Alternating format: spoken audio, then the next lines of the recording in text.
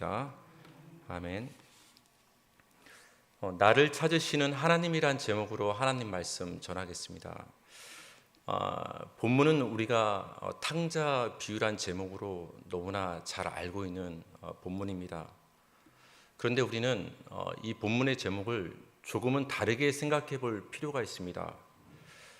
탕자 비유란 제목보다는 잃은 아들을 찾으시는 아버지, 그러니까 초점을 탕자에게 두는 것이 아니라 아버지에게 초점을 두고서 오늘 본문 말씀을 볼 필요가 있습니다. 왜냐하면 누가복음 15장을 우리가 살펴보면 우리가 탕자 비유를 알고 있는 그 바로 앞에 잃은 양을 찾는 목자 이야기가 나오고 뒤이어서 잃은 드라크마를 찾는 한 여자 이야기가 나옵니다. 그리고 나서 우리가 잘 알고 있는 바로 잃은 아들을 찾는 탕자 비유라 부르는 이야기가 등장을 합니다. 그러니까 문맥으로 봤을 때 초점은 그 잃어버린 것에 있는 것이 아니라 잃어버린 것을 찾으시는 그 주인에게 있음을 우리가 알고서 본문을 볼 필요가 있습니다. 우리가 탕자에 초점을 두지 않고 그 탕자를 찾은 그 아버지의 초점을 두고 있는 것은 굉장히 중요합니다. 왜냐하면 우리의 신앙도 우리에게 초점을 두기보다는 하나님에게 초점을 두고 신앙생활할 필요가 있기 때문에 그래요. 우리가 하나님을 위해서 무엇을 할 것이냐보다 더 중요한 것은 하나님이 할 수 없는 우리를 위해서 어떻게 무엇을 해 주셨느냐가 더 중요한 거예요. 할 수 없는 우리를 위해서 하나님이 뭔가를 해 주셨다. 그게 무엇이죠, 여러분? 그게 복음이죠. 우리 힘으로 우리의 죄를 사할 수 없는데 우리가 할 수 없는 이 죄사함을 하나님이 그 아들 예수 그리스도의 십자가의 능력으로 죄를 사하는 일을 해 주셨다. 그것이 우리가 믿는 복음이 되는 것입니다. 그러한 관점에서 오늘 탕자 이야기는 그 탕자를 찾으시는 그 아버지의 초점을 두고 읽을 필요가 있습니다. 12절과 13절을 제가 한번 읽어드리겠습니다. 그 둘째가 아버지에게 말하되 아버지여 재산 중에서 내게 돌아올 분깃을 내게 주소서 하는지라. 아버지가 그 살림을 각각 나눠 주었더니 그 후 며칠이 안 되어 둘째 아들이 재물을 다 모아가지고 먼 나라에 가 거기서 허랑방탕하여 그 재산을 낭비하더니. 어느 날 둘째 아들이 아버지께 분깃을 나눠달라고 요구를 합니다. 분깃은 쉽게 말하면 아버지 지금 나에게 유산을 지금 미리 나눠달라고 얘기하는 거예요. 여러분, 그 당시 문화에 의하면 오늘날도 마찬가지겠지만 그 아버지가 돌아가셔야만 그 자식들에게 분깃이 유산이 상속될 수 있었던 거예요. 근데 지금 아들은 아버지가 멀쩡히 살아있는데도 지금 분깃을 달라고 요구를 하고 있는 것입니다. 그러니까 아버지를 지금 없는 사람 취급하고 있는 것이 이 둘째 아들의 모습임을 우리는 볼 수가 있습니다. 그런데 이상하게도 아버지는 그 둘째 아들의 이상한 요구를 들으시고 분깃을 나눠줍니다. 그 아들은 분깃을 받자마자 며칠이 안 되어서 아버지 고향집으로부터 굉장히 먼 나라로 떠나게 됩니다. 여러분, 이 아들은 아버지를 왜 떠났을까요? 지금까지는 아버지 그 아래에서 그늘 아래에서 살던 그 탕자가 그 둘째 아들이 왜 갑자기 아버지를 떠나게 됐느냐를 우리는 생각해 볼 필요가 있습니다. 지금까지는 아버지 그늘 아래에서 잘 살았어요. 아버지 그늘 아래에서 살았지만 이제는 자기 힘으로 살아보고 싶은 거예요. 지금 내게 힘이 없고 물질이 없지만 아버지가 나에게 유산만 물려주면 그 물질이 내게 힘이 되고 나의 의지가 되어서 이제는 아버지로부터 독립해서 나 혼자만의 삶을 내 스스로 경영하고 살 수 있다는 생각을 이 둘째 아들은 갖게 된 것입니다. 드디어 기회가 왔죠. 그 아버지가 그 둘째 아들에게 그 분깃 유산을 나눠줍니다. 그 아들에게는 그 유산이 이제 힘이 되었습니다. 이제는 아버지를 떠나서도 혼자 내 힘으로 살 수 있다는 생각이 탕자 마음에 들었습니다. 그 순간 탕자는 지체 없이 고향집 아버지를 떠나서 먼 나라로 떠나게 됩니다. 죄에 대해서 우리는 생각해 볼 필요가 있어요. 우리가 사순절 기간이면 우리의 죄를 생각하고 하나님께 우리의 죄를 얘기하고 예수 그리스도의 십자가를 의지하여서 우리의 죄를 사함받기를 우리가 기도합니다. 여러분, 죄가 무엇입니까?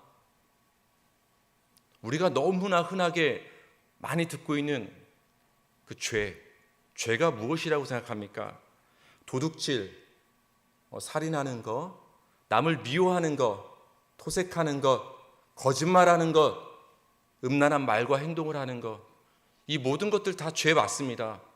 그러나 여러분, 성경에서 말하는 본질적인 죄는 하나님을 떠나는 것이 죄예요.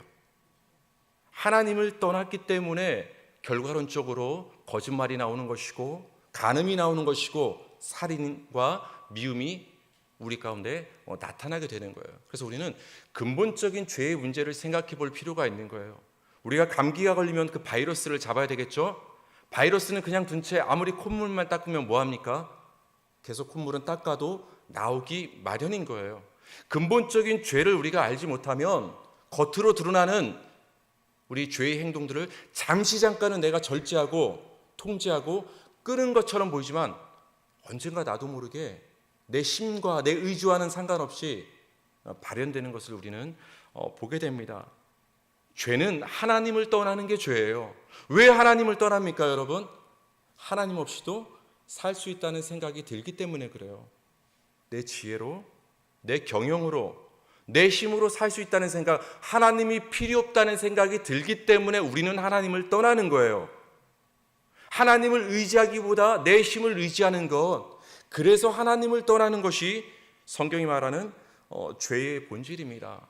이 죄에 대해서 우리에게 잘 시각적으로 말해주는 사건이 창세기에 등장을 하죠. 바로 선악과 사건입니다. 여러분, 아담이 선악과를 먹게 됩니다. 왜 선악과를 먹었을까요? 그렇죠. 우리 인간은 하지 말라고 하면 자꾸 합니다. 저도 초등학교 6학년 이제 딸내미가 있는데 하지 말라고 하면 할수록 하지 말라는 것을 골라서 하더라고요. 물론 그래도 이쁩니다. 근데 아담은 하나님께서 선악과를 따먹지 말라고 분명히 경고하셨어요. 먹으면 죽는다. 반드시 죽는다. 근데 아담은 먹었단 말이에요. 왜 먹었냐면은 굉장히 지혜로워 보였어요. 내가 저걸 먹으면 하나님처럼 지혜로워져서 선악간의 분별을 할 수 있다고 생각을 한 거예요. 여러분, 하나님만이 선악을 분별하시는 분이심을 믿으시기 바랍니다. 그래서 우리는 함부로 선악을 분별하고 판단해서는 안 되는 거예요. 하나님께 맡겨야 되는 거예요. 그건 하나님의 일인 거예요. 근데 아담과 하와가 최초의 인간이 그 하나님의 일을 하려고 했던 거예요. 왜?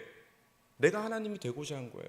그게 죄라는 거예요. 그 하나님 없이 내 힘으로 내 지혜로 살고자 하는 그 마음이 그 아담의 선악과를 따먹은 그 동기 속에 나타나는 것입니다. 여러분, 죄는 하나님을 떠나는 게 죄예요.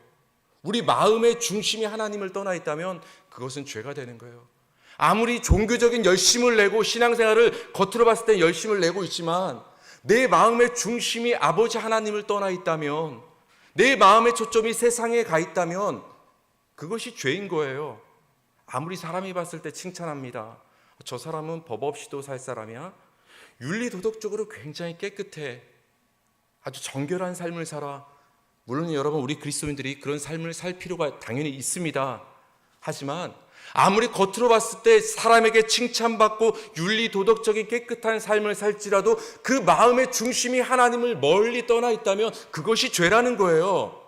반대로 비록 우리의 겉모습이 조금은 부족하고 내세울 것 없을지라도, 하나님 앞에 감히 나올 자격이 없다는 생각이 들지라도 내 마음의 중심이 하나님에 대해 갈급해하고 있다면, 그 하나님을 바라본다면 그런 자는 하나님이 받아주시는 거예요. 우리 14절부터 15절을 우리 다 같이 한번 읽어볼까요? 시작. 다 없앤 후 그 나라에 크게 흉년이 들어 그가 비로소 궁핍한지라 가서 그 나라 백성 중 한 사람에게 붙여 사니 그가 그를 들로 보내어 돼지를 치게 하였는데 그가 돼지 먹는 쥐염 열매로 배를 채우고자 하되 주는 자가 없는지라. 아멘. 아버지를 떠나면 혼자 잘할 수 있다고 생각이 들었어요. 저도 그런 생각을 가진 적이 있었어요. 어린 시절에 내가 성장하고 나에게 조건이 되면 나는 분명히 내 아버지 어머니보다는 잘할 수 있을 거라는 생각, 저 기성세대보다는 내가 더 잘할 수 있다는 생각을 했어요. 근데 나이가 점점 드니까 그 생각이 굉장히 어리석었다라는 것을 경험하게 됩니다. 왜냐하면 우리가 삶을 살수록 나이가 들수록 연륜이라는 게 쌓이지 않습니까? 그것을 절대 무시할 수 없다라는 것을 한 살 한 살 나이가 들면서 깨닫고 있습니다. 둘째 아들은 이 사실을 철저하게 깨달은 거예요. 아버지를 떠나서 내게 지금 나눠진 이 분기 유산, 이것이 내게 힘이 된다면 아버지가 없어도 나 홀로 내 인생을 경영해서 성공하고 잘 살 수 있다고 생각을 했지만 그 생각은 전혀 틀렸다라는 거예요. 굉장히 비참한 상태에 이 아들이 빠지게 됩니다. 그래서 이 아들은 동족에게도 외면당하는 일을 경험합니다.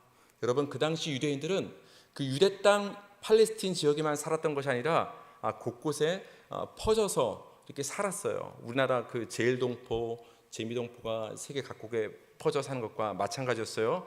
그래서 아마도 이 둘째 아들이 떠났던 그 먼 나라에도 그 유대인들 동포가 같이 살았을 가능성이 있어요.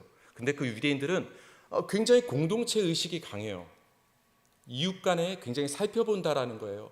이웃이 어려운 일이 있으면 도와주고, 이웃에 손님이 오면 그 손님을 내 손님처럼 환영하는 사람들이 유대인이에요. 같이 씨를 뿌리고 같이 수확하는 사람들이 유대인이에요. 이웃집에 자식이 잘못하면 그 이웃의 아버지가 혼낼 수 있는 것이 바로 유대인의 공동체 의식이었던 거예요. 그렇다면 여러분, 탕자가 먼 곳에 떠났을 때, 그 고생하고 비참한 신세에 빠졌을 때 그 이웃에 있던 유대인 공동체가 그 공동체 의식을 발휘해서 그 탕자를 도와줄 수 있지 않았겠습니까? 근데 어느 누구도 탕자가 비참한 상태에 놓였을 때 돕는 사람이 없었다라는 거예요. 탕자는 단지 외적으로만 비참한 상태에 빠진 것이 아니라 그 동족에게도 외면받는 아주 비참한 신세가 되었습니다. 먹고 살기 위해서 여러분 무슨 일을 했죠? 그렇죠. 돼지 쥐염 열매. 전 사실 돼지 쥐염 열매가 정확히 뭔지는 모르겠어요. 그냥 어린 시절 할머니 댁에 가면 보통 옛날에는, 요즘에는 이렇게 축가나 농가가 좀 분리되어 있지만 예전엔 보면은 할머니 집에 처음 들어가면 맨 앞에 뭐가 있어요? 변소 옆에?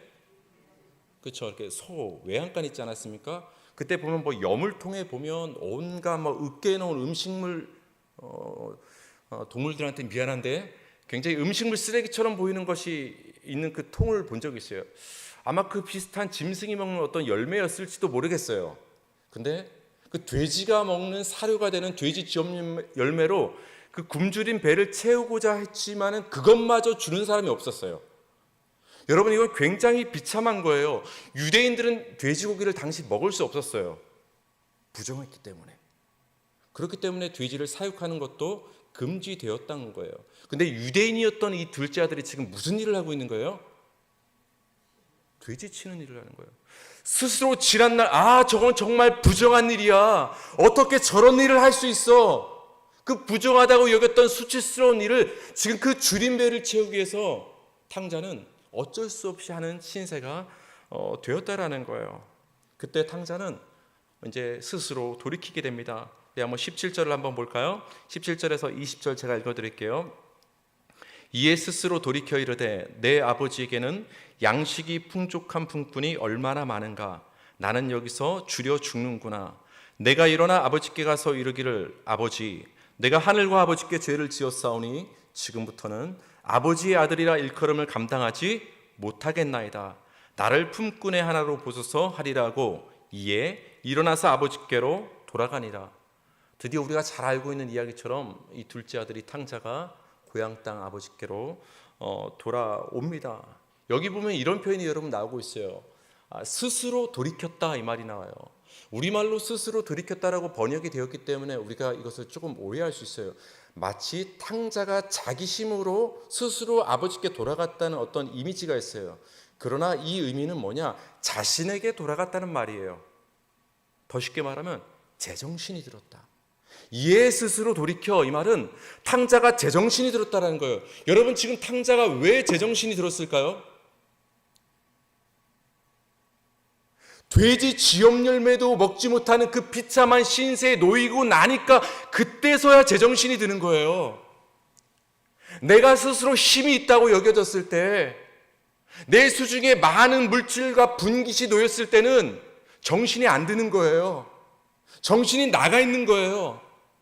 근데 그 모든 것을 허비하고 내 힘이 다 빠져나가고 외면당하는 비참한 신세가 되고 나서야 그 고난의 과정을 통해서 비로소 제정신이 든 거예요. 그 제정신이 들고 나니까 아버지께로 돌아가게 됩니다. 그래서 탕자는 깨닫습니다. 나는 돼지 지엽 열매도 먹지 못하는 굉장히 비참한 신세구나. 그런데 내가 그동안 잊고 있었지만 내 고향 땅 아버지는 참 풍성하신 아버지였구나. 아버지랑 함께 살았을 때는 몰랐는데 그 아버지가 얼마나 풍성하시면 그 아버지의 품꾼들도 양식이 부족함이 없을 정도로 풍성하신 아버지구나. 근데 내가 그 풍성하신 아버지를 떠나서 지금 이렇게 비참한 신세가 되었구나. 뭘 깨달은 거죠, 여러분? 자신의 비참함과 반대로 아버지의 풍성함을 깨달은 거예요. 이 깨달음이 있었기에 아버지께로 돌아가게 된 거예요. 아버지께로 왜 돌아갔냐? 다시 한번 여러분 연결지어서 한번 생각해 보세요. 제정신이 들었기 때문에 돌아간 거예요. 왜 제정신이 들었어요? 비참한 신세가 되었기 때문에. 근데 여러분 여기서 우리가 한 발짝 더 생각해 볼 필요가 있어요. 왜 비참한 신세가 됐죠, 여러분? 여러분을 믿습니다. 아버지를 떠났으니까 한번 시간적으로 거슬러 올라가 보자는 거예요. 이제 마지막으로 기회를 드릴게요. 왜 아버지를 떠났죠? 분깃을 나눠줬으니까. 여러분 이렇게 고리에 고리를 물고 꼬리에 꼬리를 물고 뒤집어 가면은 결국은 이 결론적인 이 아들의 비참함은 아버지의 분깃을 나눠줌으로부터 시작됐다는 걸 우리는 볼 수 있어요. 근데 우리가 이 말씀을 좀 오해하면 아버지가 애초에 분깃을 나눠주지 않았다면 그 힘 있는 아버지가 그 둘째 아들 나가는 거 막을 수 없었겠어요? 분깃을 주지 않았거나 그 아들이 집 나가는 것을 막았으면 이 아들이 이렇게 비참한 신세에 놓이는 일은 아마 없었을 거라는 생각을 해봤습니다. 구주의 아버지는 이 말도 안 되는 요구를 들어주셔서 다른 말로 쉽게 말하면 허용하셔서 그 살아가는 아들을 비참한 신세에 놓이게 하셨을까? 여러분 우리는 이것을 생각해 볼 필요가 있어요. 왜 아버지는 그 요구를 허용하셨을까? 이것과 비슷한 사건이 우리 창세기에도 등장을 합니다. 창세기 2장 17절 우리 다 같이 읽겠습니다. 시작. 선악을 알게 하는 나무의 열매는 먹지 말라. 네가 먹는 날에는 반드시 죽으리라 하시니라. 아멘. 아마 우리가 처음 이 본문을 접했을 때 많은 궁금증이 들었을 거예요. 아니 질문이 떠올랐을 거예요. 하나님에 대해서. 근데 이 질문하면 괜히 믿음 없는 것 같으니까 질문하기도 뭐하고. 근데 마음속엔 계속 의문이 든단 말이에요. 하나님은 굳이 왜 선악과를 동산에 두셨을까? 그렇잖아요. 그거 안 두셨으면 인간이 그거 따먹고 타락할 일 없지 않았겠습니까? 아니 한 발짝 더 물러서서 그렇다면 하나님은 그걸 따먹는 순간에 왜 막지 않으셨을까? 그렇죠? 왜 선악과를 두시고 그 인간이 팔을 벌려서 선악과를 따먹을 때 왜 하나님은 그것을 강제로 막지 않으셨을까? 우리 생각해 봐야 된다는 거예요. 결과론적으로 하나님께서 허용하셨다라는 거예요. 그것이 잘못이지만 하나님께서 강제로 막지 않으셨다라는 거예요. 여러분 하나님이 선악과를 만들어 놓으시고 따먹는 것을 막지 않다고 해서 하나님이 죄를 짓게 만든 분은 아닌 거예요. 그렇죠 여러분. 팔을 벌린 건 누구죠? 인간이. 더 정확히 말하면 우리가 벌려서 따먹은 거예요. 여러분 집을 나간 건 누구예요? 아버지가 등 떠밀었나요? 내가 나간 거예요. 인간에게 죄가 있는 거예요. 하나님은 허용하셨지만 선택을 한 건 우리 인간이라는 거예요. 그래서 인간이 선택해서 비참한 상태에 놓고 비참한 상태를 통해서 인간은 깨달은 거예요. 깨닫고 나니까 제정신이 들어서 결국 아버지께로 돌아오게 된 거예요. 여러분 처음과 끝을 연결하면 어떻게 됩니까? 허용하신 결과는 아버지께로 돌아온 결과를 낳았어요. 그렇죠. 아버지가 집 나가는 것을 분깃을 허용했더니 중간에 불행한 과정은 있었지만 결론적으로는 아버지께 돌아오는 일이 있었다라는 거예요. 여기서 우리는 하나님의 허용은 은혜가 된다라는 것을 우리는 알 수가 있습니다. 여러분, 하나님은 우리에게 많은 것을 허용하십니다. 고난을, 때로는 우리가 원하지 않는 일들을, 이해할 수 없는 일들이 우리가 인생을 살다 보면 왜 하나님 내게 이런 일이 벌어집니까? 아니, 하나님 나 이렇게 충성하고 나 이렇게 말씀대로 살려고 몸부림치는데 다른 사람도 아니고 왜 자꾸 나에게만 이런 일이 일어납니까? 오늘 본문으로 얘기하자면 왜 이런 일들을 허용하십니까? 라는 우린 질문이 자꾸만 떠오른다라는 거예요. 여러분, 하나님이 이런 일들을 우리에게 왜 허용하시겠습니까? 이 허용을 통해서 우리를 돌아오시게 하는 거예요. 하나님이 우리에게 이런 고난의 과정을 허락하심으로 이 과정을 거쳐서 우리를 제정신 들게 하시는 거예요. 그래서 깨닫게 하시는 거예요. 지금까지는 내 힘으로 아버지를 떠나면 내가 힘 있는 줄 알아서 내 힘으로 살 줄 알았는데 아버지를 떠나면 나는 아무것도 아니구나. 난 이런 연약한 죄인이구나를 그 과정을 통해서 깨닫게 하시는 거예요. 그 과정이 없으면 여러분 인간은 못 깨닫는다라니까요. 그렇죠? 우리 남자들은 언제 어머니의 사랑을 깨닫죠? 저희 남자들 계시는데 1차적으로 군대 가면 깨닫죠. 그렇죠? 저도 군대 가서 평생을 울려야 할 눈물을 처음에 입소하자마자 이렇게 흘린 적이 있어요. 가자마자 그 당시 예전 찬송가 304장이었던 것 같은데 그 어머니의 눈물인가요? 어머니의 사랑? 귀하고도 귀하다. 여러분 그거 다 부르게 하더라고요. 근데 교회 다니는 사람이건 예수 믿는 사람이건 아니건 다 울음바다가 되는 거예요. 고향 어머니가 막 생각나면서 군대 가니까 이제 알겠더라고요. 매일 어머니가 차려주던 밥이 당연한 게 아니라는 것을 어려운 상황에 처하고 나니까 그때 깨닫는 거예요. 그래서 여러분 우리 인간에게는 과정이 필요해요. 하나님 다 필요 없습니다. 그냥 내가 다 알아서 할 수 있습니다. 여러분 천만의 말씀. 때로는 비참함도 경험하고 돼지 쥐염 열매도 먹지 못하는 외면받는 궁핍한 그 고난의 과정을 겪어야 비로소 나를 바라보게 돼요. 내가 이렇게 연약한 존재구나. 하나님의 은혜가 아니면 살 수 없는 존재구나. 예수 그리스도의 십자가 피 공로가 아니면 내 죄를 사함받을 수 없는 죄인 중의 죄인이 그 예수가 나구나를 그 고난의 과정을 통해서 우리는 깨닫게 하시는 거예요. 그 동시에 우리로 하여금 눈을 돌리게 만듭니다. 지금까지는 나를 보고 살았어요.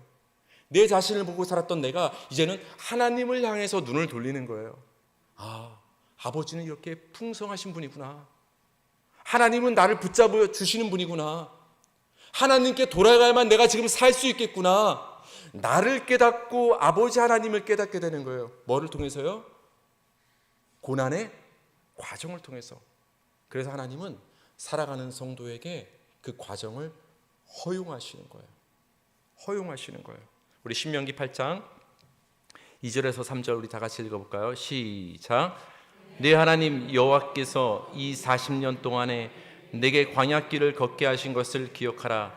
이는 너를 낮추시며 너를 시험하사 네 마음이 어떠한지 그 명령을 지키는지 지키지 않는지 알려 하심이라. 너를 낮추시며 너를 줄이게 하시며 또 너도 알지 못하며 네 조상들도 알지 못하던 만나를 내게 먹이신 것은 사람이 떡으로만 사는 것이 아니요 여호와 입에서 나오는 모든 말씀으로 사는 줄을 내게 알게 하려 하심이라. 아멘.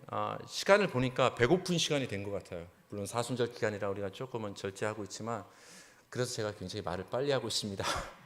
이해를 해주시기 바랍니다. 이 본문은 모세가 이스라엘 백성들에게 지금 설교하는 장면이에요. 시점은 언제냐면은 가나안에 이제 들어가기 전에 모세가 지금까지 이끌고 온 이스라엘 백성들에게 설교하는 장면인데 그동안 우리가 광야길을 출애굽한 후에 그 광야를 40년이나 그 긴 세월을 우리가 돌고 돌아 걸은 그 이유가 여기에 있다라고 설명을 해줍니다. 그러면서 뭐라고 말씀하시냐? 하나님께서 이 40년 동안에 너희 이스라엘 백성들을 이 광야길을 걷게 하신 이유는 이것이다. 무엇입니까 여러분? 너를 낮추시고 네 마음을 드러내시고 너로 하여금 하나님의 입으로부터 나오는 말씀으로 사는 줄 깨닫게 하려고, 그래서 내가 40년이나 이 광야길을 너희를 돌렸다고 말씀을 하세요. 여러분, 당시 그 애굽에서, 이집트에서 그 팔레스틴 지역까지 가는 데는 사실 보름이면, 열심히 걸으면 보름이면 갈 수 있는 거리였다고 해요. 근데 그 보름의 세월이 40년의 세월로 늘어난 거예요. 물론 부정적인 말을 했기 때문에 하나님이 그 부정적인 말에 대해서 심판하시는 과정 속에서 연수를 40년으로 늘리신 점도 있지만, 더 큰 하나님의 뜻은 뭐냐? 허용하셨다라는 거예요. 일부러 40년을 걷게 하셨다라는 거예요. 그 과정이 있어야만 이스라엘 백성들은 깨닫는 거예요. 그 과정이 없으면 이스라엘 백성들은 교만해져서 자신들이 지혜가 있고 힘이 있어서 사는 줄 착각하는 거예요. 근데 광야를 걷고 나니까 뭘 깨닫죠? 하나님이 구름기둥, 불기둥으로 인도해 주시지 않으면 나는 한 걸음도 나갈 수 없는 존재구나. 하나님의 인도하심이 있어야 되는 존재구나를 깨닫는 거예요. 하나님이 만나를 내려주시고 메추라기를 보내주지 않으면 나는 굶어 죽을 수밖에 없는 존재구나, 하나님만이 나의 생명이구나를 40년 돌면서 깨닫게 되는 거예요. 얼마나 철저히 깨달았겠어요? 하나님이 반석을 쳐주지 않으면 나는 갈증나서 죽을 수밖에 없는 목마른 인생이구나를 40년을 통해서 철저하게 깨달은 거예요. 여호와의 입으로 나오는 말씀으로만 우리가 살게 됨을 하나님은 깨닫게 하신 거예요. 그래서 보름이면 갈 수 있는 그 광야길을 40년을 돌리신 거예요. 여러분, 빨리 가길 원하십니까? 천천히 가는 것도 중요해요. 깨달으셔야 돼요. 왜 하나님은 빨리 응답하지 않으실까? 왜 자꾸 나를 이렇게 자꾸 앞을 가로막고 왜 자꾸 나를 돌리실까? 그때 여러분, 원망하는 마음이 들 수도 있지만 여러분 깨달으시기 바랍니다. 하나님 여러분을 사랑하시기 때문에 그래요. 허용하시는 거예요. 돌게 하시는 거예요. 집을 나가게 만드시는 거예요. 왜?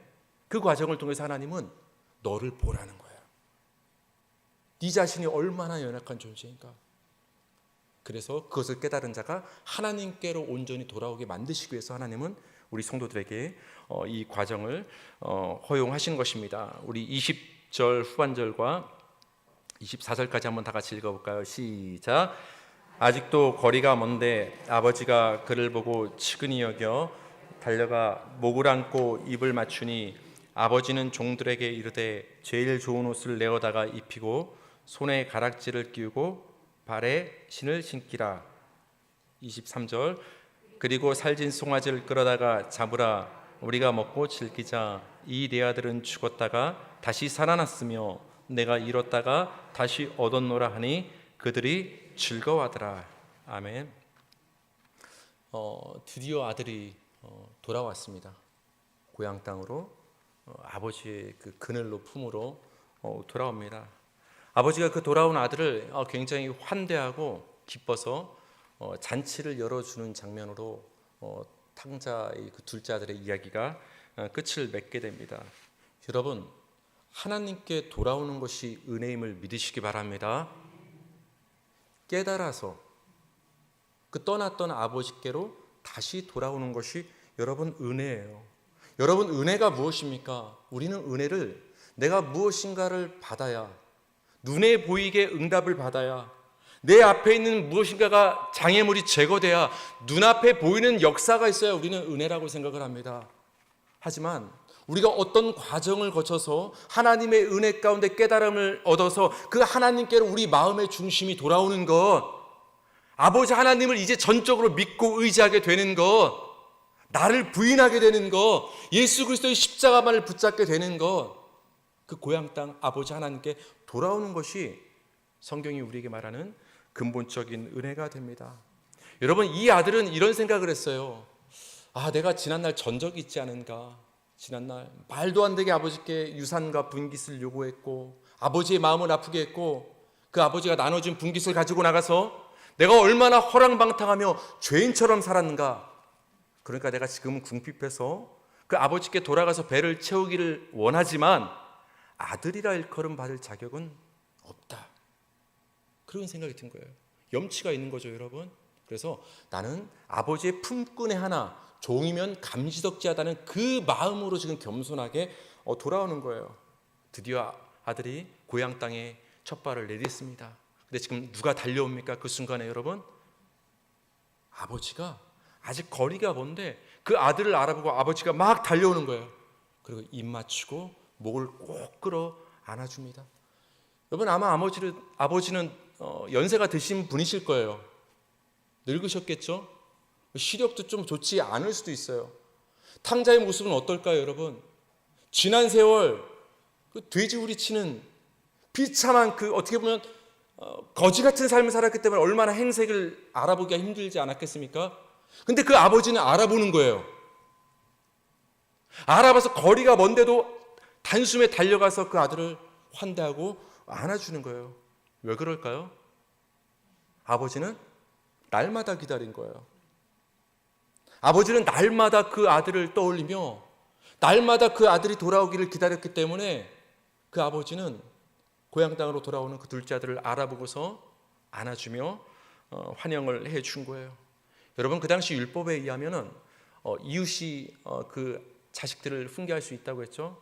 아버지에게 불법적으로 분깃을 요구했다면 이웃 사람들이 지탄했을 거예요. 마을 사람들이 다 나와서 아이고, 저 아들 돌아왔다. 자기 힘으로 살겠다고 하더니 저렇게 실패해서 돌아왔구나. 굉장히 지탄했을 거예요. 심하면 돌을 던졌을 수도 있어요. 그렇죠? 근데 그 순간 여러분, 그 아버지가 그 아들을 안아주는 거예요. 단순한 사랑이 아니라 막아주는 거예요. 아버지인 내가 안아주니까 아무 말 마라.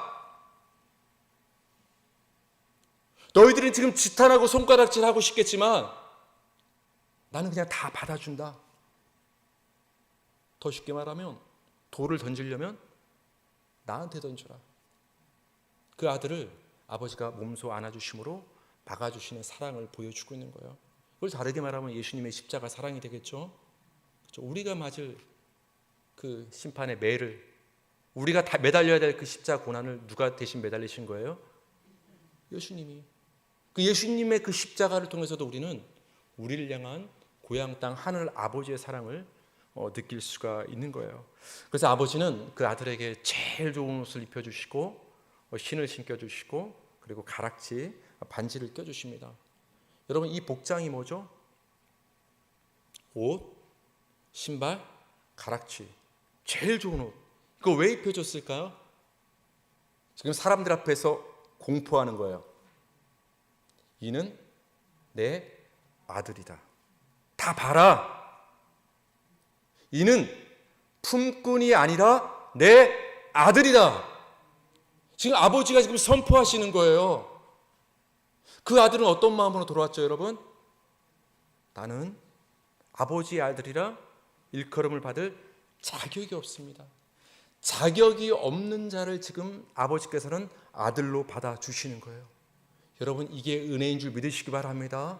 우리가 하나님의 자녀가 된 것은 우리가 하나님 앞에 무엇을 했기 때문에, 어떻게 잘 살아왔기 때문에, 어떤 헌신과 충성을 했기 때문에, 우리의 공로 때문에 우리를 아들로 받아주신 것이 아니라 우리는 이 둘째 아들처럼 언제나 하나님을 떠날 수밖에 없는 죄인이지만 그런 우리를 아무런 대가 없이 하나님의 은혜와 사랑으로 맞아주셨기 때문에, 아들 삼아 주셨기 때문에 그 여겨주심의 은혜로 우리 모두가 하나님의 자녀가 된 거예요.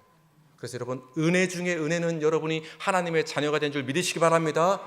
우리 옆 사람에게 한번 고백해 볼까요? 당신은 하나님의 아들입니다. 혹시 딸로 바꾸셨어요? 요즘은 여자에 대해서 잘못 말하면 큰일 나는 시대를 살고 있어서 전 그래도 소신껏 말할래요. 다시 인사하세요. 당신은 하나님의 아들입니다. 여러분, 아들이에요. 우리는.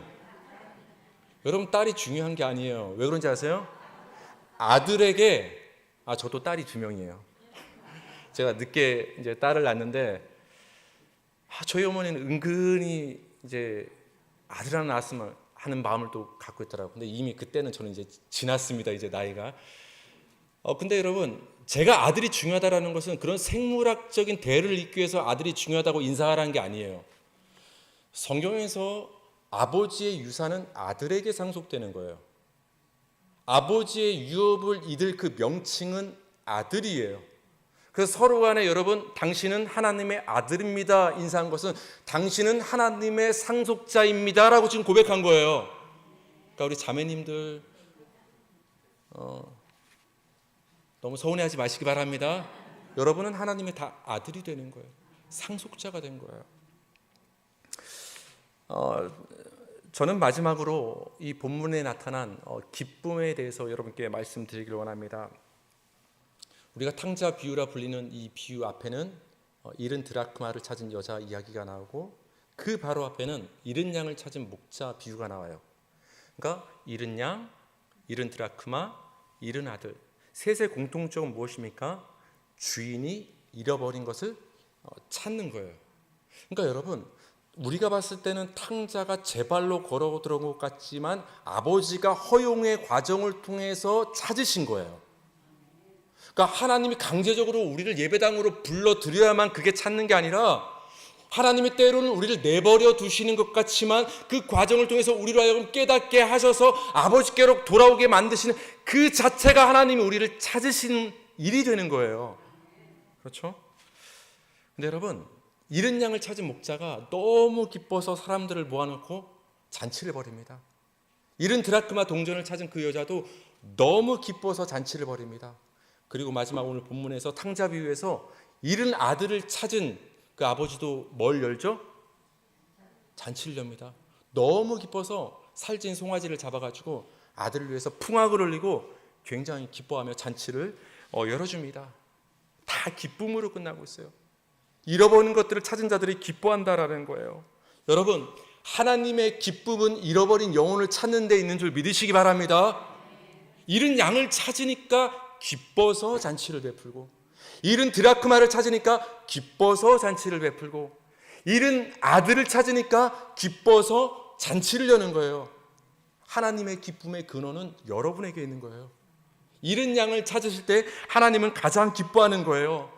물론 우리가 물리적으로 봤을 때는 교회 밖에 있는 한 번도 예배당에 온 적이 없는 예수님을 믿지 않는 자들이 하나님 앞으로 나와왔을 때, 교회당으로 왔을 때 그것도 잃은 양을 찾는 것이 되지만 진짜 잃은 양은 교회 안에 있는지도 모르겠어요. 사실 둘째 아들은 아버지랑 같이 살고 있었잖아요. 항상 어떤 마음을 품고 있었어요? 때가 되면 나한테 분깃만 있으면, 내게 힘만 주어지면 언제라도 아버지를 떠날 그 마음을 품고 살았던 게 누구예요? 그 마음을 품고 살았으니까 어떻게 행동했습니까? 분깃을 나눠주자마자 멀리 떠나는 거예요. 왜 멀리 떠났어요? 내 힘으로 살겠다라는 거예요. 그게 떠나는 거예요. 몸이 하나님 앞에 나와 있을지라도 우리 마음의 중심이 하나님을 향하지 않는다면, 여전히 내 힘과 인간의 의지를 붙잡고 산다면 그게 잃어버린 자인 거예요. 예수 그리스도의 십자가 피 공로를 100% 의지하지 않고 나의 행위와 공로를 붙잡는다면 그것은 교회 안에 잃어버린 자가 되는 거예요. 하나님은 무엇을 가장 기뻐하신다고 했죠? 잃어버린 자가 하나님께 돌아올 때 가장 하나님은 기뻐하시는 거예요. 우리의 마음의 중심이 하나님을 떠나 있었던 우리 마음의 중심이 하나님께로 온전히 돌아오고 예수 그리스도의 그 십자가에 우리가 집중할 때, 그때 하나님은 가장 기뻐하십니다. 하나님을 의지하시기 바랍니다. 예수 그리스도의 십자가 피 공로만을 의지하시기 바랍니다. 근데 우리 사람은 오해해요. 내가 뭔가를 하면, 내가 세상에서 성공해서 그럴듯한 모습을, 어떤 지위를 갖추면 그걸 통해서 하나님이 영광 받는다고 생각을 해요. 내가 가난한 것보다 내가 부유한 게, 내가 지위가 낮은 것보다 이런 사회적인 신분을 갖고 살면 하나님이 그 모습을 통해서 세상 사람들이 바라봤을 때, 아, 예수 믿으면 저렇게 될 수 있구나, 영광 받으시지 않을까라고 우린 착각한다라는 거예요. 여러분, 하나님은 그걸 기뻐하는 게 아니에요. 우리 마음의 중심이 하나님께 돌아올 때 기뻐하는 거예요. 우리 마지막으로 누가복음 15장 28절에서 29절을 읽겠습니다. 시작. 노하여 들어가고자 하지 아니하거늘 아버지가 나와서 권한대 아버지께서 대답하여 이르되 내가 여러 해 아버지를 섬겨 명을 어김이 없거늘 내게는 염소 새끼라도 주어 나와 내 벗으로 즐기게 하신 일이 없더니. 그 둘째 아들이 돌아왔을 때 이제 일을 하고 돌아오던 그 형 맏아들이 어떤 소리를 듣습니다. 그래서 종을 조용히 불러서 물어봅니다. 이게 무슨 일이냐? 갑자기 웬 잔치냐? 그러니까 자초지종을 설명합니다. 당신의 동생이 둘째 아들이 돌아와서 그 아버지가 너무 기뻐서 지금 송아지 잡고 잔치를 벌였습니다. 당신도 한번 들어가 보십시오. 들어가면 여러분 얼마나 좋아요. 들어갔습니까? 안 들어갔습니까? 안 들어가니까 나중에 아버지까지 나와서 아들아 들어가자. 그래도 안 들어가면서 성질을 냅니다. 그러면서 아버지에게 이렇게 항변합니다. 아버지 들어보세요. 아버지 내가 여러 해 동안, 다시 말하면 둘째 아들 동생이 아버지를 그 떠난 동안 나는 변함없이 아버지 곁을 지키지 않았습니까? 아버지를 변함없이 섬기고 아버지의 명령을 어긴 적이 없지 않습니까? 순종하는 삶을 살지 않았습니까? 오늘날로 말하면 헌신 봉사하며 살지 않았겠냐고 지금 항변하는 거예요. 근데 그런 나한테는 어떻게 살진 송아지보다 등급이 낮은 염소 새끼로도 잔치를 안 벌여주더니 아버지를 떠나고 불순종하고 타락했던 저 둘째 아들을 위해서는 어떻게 잔치를 기뻐서 벌어줄 수가 있습니까? 여러분 이 둘째 아들의 맏아들의 요구는 당연한 거 아닙니까? 여러분 맏아들 참 못됐어라는 표정으로 보고 계신데 막상 그 상황이면 우리 다 똑같습니다. 저도 삼형제인데 은근히 어머니가 이렇게 사람들 앞에서 형 자랑, 제가 둘째입니다. 여러분 둘째는 불쌍합니다. 국률의 눈으로 절 보셔야 돼요. 첫째는 첫째라서 자랑하고 셋째는 셋째라서 더 사랑하고 끼인 둘째는 당연히 큰 줄 아세요. 제가 엄청난 시련 속에서 자란 사람입니다. 이 첫째가 이제 그런 항변을 하는 거예요. 아버지 난 이렇게 충성을 하면서 살지 않았습니까? 근데 왜 나에게는 왜 이 잔치도 벌어주지 않습니까? 여러분 이 맏아들이 지금 아버지께 무엇을 내세우고 있죠? 그렇죠. 내가 이렇게 하지 않았습니까? 내가 이렇게 했습니다가 율법이에요.